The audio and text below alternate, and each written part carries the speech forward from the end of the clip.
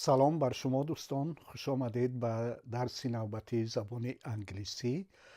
خوب، در درس‌های قبلی ما با شما درباره اون موضوعهای صحبت کرده بودیم که برای گفتگو لازم هستند و خواستیم که شما را تشویق بکنیم که توجهتون زیاد بشه و این درس‌ها را دنبال بکنید. و در همون درس‌ها گفته بودیم که ما به تدریج درباره خصوصیت‌های آوایی یا فنتیکی زبان، درباره خصوصیت‌های دستوری زبان به تدریج صحبت میکنیم در صورتی که نیاز پیش بیاید. و حالا ما به این نتیجه رسیدیم که ما چند درس رو به خصوصیت‌های آوایی زبان، یعنی چگونه آوازها در زبان افاده می شوند، چگونه استفاده می شوند، به این موضوع توجه شما را جلب بکنیم. و همان گونه که می دانید در درس‌های قبلی گفته بودیم الفبای انگلیسی 26 حرف دارد، اما در زبان انگلیسی 44 آوا یا آواز استفاده می شود که از شمار حرف‌های الفبا خیلی زیاد است. این یکی از مشکلات یاد گرفتن زبان انگلیسی هست. البته لهجه هاش اگر به نظر بگیریم، لهجه های یا گویش های زبان انگلیسی را شاید این آواها حتی بیشتر هم باشد، اما در زبان ادبی و رسمی همین 44 آوا بیشتر استفاده می شود. و حالا شما شاید سوال بکنید که پس این آواها را چگونه در زبان انگلیسی افاده میکنن وقتی که شمارشان از شمار حرفهای الفبا زیاد است؟ گپ سر این است که مثلا چند حرف در زبان انگلیسی میتواند یک آوا را افاده بکند، یا دو حرف، یا مثلا بیشتر، و حتی همون یک حرف، مثلا یا حرف A در یک حالت یک گونه تلفظ می شود، در یک حالت دیگر یک گونه دیگر تلفظ می شود، یا حرف یو در یک حالت یک گونه تلفظ می شود، در حالت دیگر به شکل دیگر تلفظ می شود، یا همچنان حرف آی یا حرف او. تلفظ های گوناگون دارند وابسته به اینکه در چی شرایطی در کلمه ها و به چی ترتیب در ترکیب اون کلمه می آیند میتونن فرق بکنند. و این یکی از مشکلات اساسی یاد گرفتن زبان انگلیسی است. اما فکر نمی کنم که با اون حد آموزش این آواهای زبان انگلیسی مشکل باشد. فکر میکنم کاری خیلی آسان است. حتما یاد میگیرید، مشکل نیست اون قدری که شاید من کمی مبالغه هم کرده باشم. در وهله اول گفتنی هستم که از همین لحاظ آوایی یا فنتیکی زبان حرفای الفبا به دو گروه اساسی جدا میشند: گروه صداناک ها و گروه همصداها.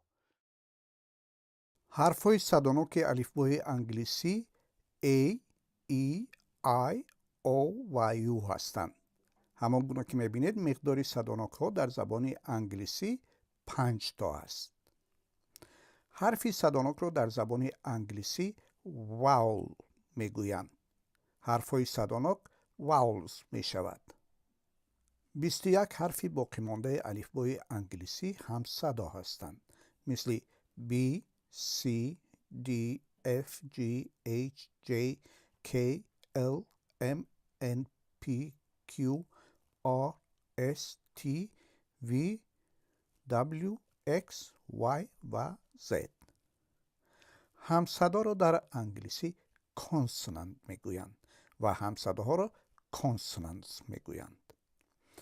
از این میان تنها حرف Y گاهی در کلمه ها صداناک می شود، گاهی همصدا.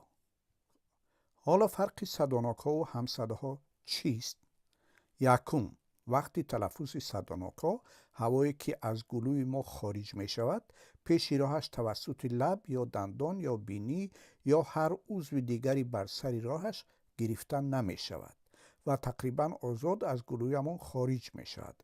مثلا اگر صداناک های تاجیکی یا فارسی ا، ا، ای دراز، آ، او، و ای را تلفظ کنیم همین حالت رو میبینیم.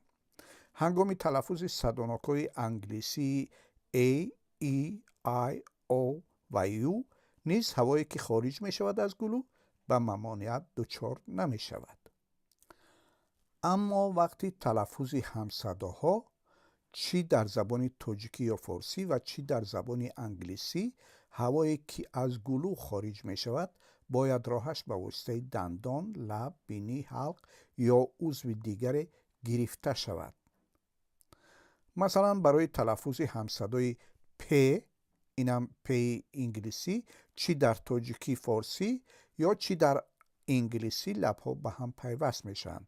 یا برای تلفظ م، اینم می انگلیسی، هم در این زبان ها لبها به هم پیوست میشوند. یا به هنگام تلفظ همصدای و و همصدای وی انگلیسی لب پایان و دندان های بالا به هم می آیند. فرق دومی صداناک‌ها از همصداها این است که صداناک‌ها خود به تنهایی و یا با پیوست شدن با همصداها هیجا می سازند. اما همصداها تنها در صورت پیوست شدن با صداناک‌ها هیجا ساخته می توانند. یعنی دو همصدا تنها بدون صداناک هیجا ساخته نمی توانند. البته در بعضی حالت‌های هست که استثناء هست. مثلا این کلمه ها رو می بینیم. آباد که دو هیجا دارد، آباد. انار که دو هیجا دارد، انار. در هیجای دوم این کلمه ها اگر صداناک آ نباشد هیجا نمی شوند. از هیجای دوم آباد که باد است اگر آ را پرتایه می شود به د که نمی تواند هیجا باشد.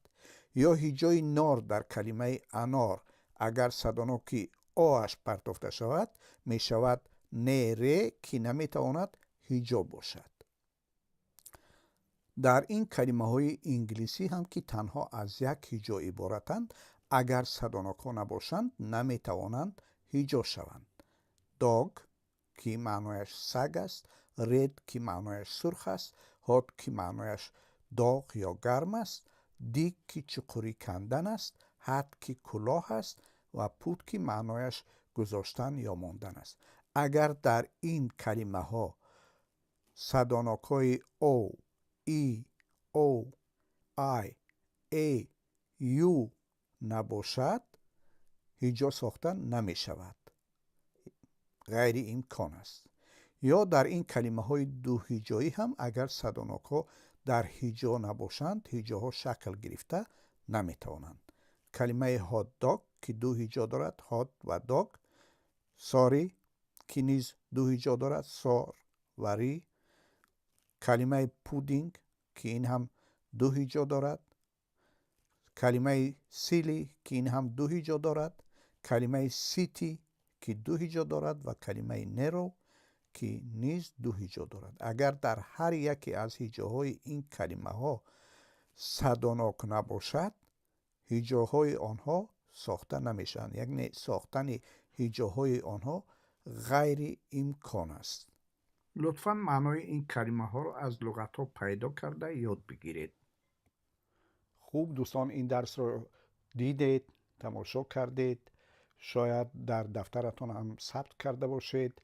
ما در درس‌های بعدی به موضوع هیجا در زبان انگلیسی هم خواهیم پرداخت، چرا که موضوع هیجا یکی از موضوعهای مهمی روند یاد گرفتن زبان انگلیسی است.